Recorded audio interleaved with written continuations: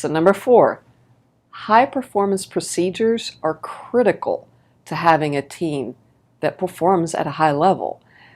And the first thing to look at is, what are your procedures about sending each other emails?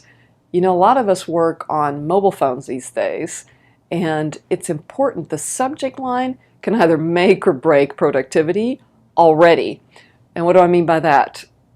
Very few people say, okay, the subject line is to be used to state what the point is of the email. So for example, if you go back to your desk after having been gone for lunch or for a few days, there's all these emails, and how do you figure out which one to respond to, which one to sort through? It takes a lot of time.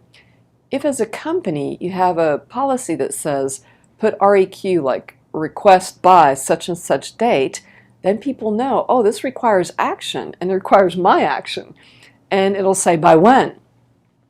The other thing is, if it's just information, then you can put info.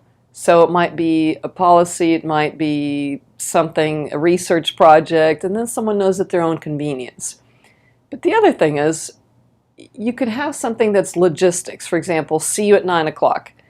So at the end of that message, you would put EOM in parentheses, which stands for end of message, so that they don't have to, open the email and go and look at, for example. So really, as a team, deciding, especially when new members come in too, what are our email policies, and especially focus on the subject line, will be huge as far as productivity. And the next thing is meetings. Probably one of the number one complained about lack of productivity subjects that my clients have brought to my attention that I've helped them with. So it's really important.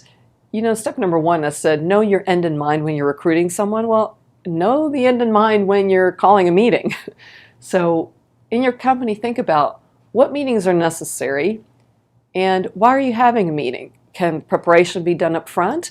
Either way, do not even think about having a meeting without knowing what your desired outcome is. That's the starting point. And then teach everybody to do the same thing. Now, we've got another word that is so critical to performance. And actually, it's one of the most destructive words, which is gossip. So it's really important in your company that you have some kind of conflict resolution policy.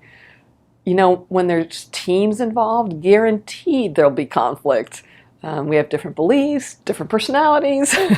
So at some point there will be conflict. So if your company doesn't state, look, if there's conflict, talk to someone who can actually do something about it.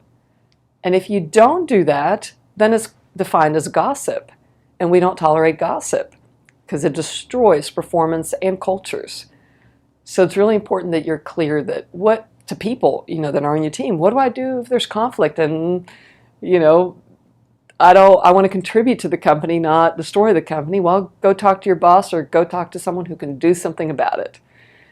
And when you put all this in place, you become a company that's really easy to do business with. And that's the last point, really. These days where we're becoming a commodity environment, having great service is so key. And of course, performance is based on how well you do. So you should have some policies around how to make it easy to do business with you.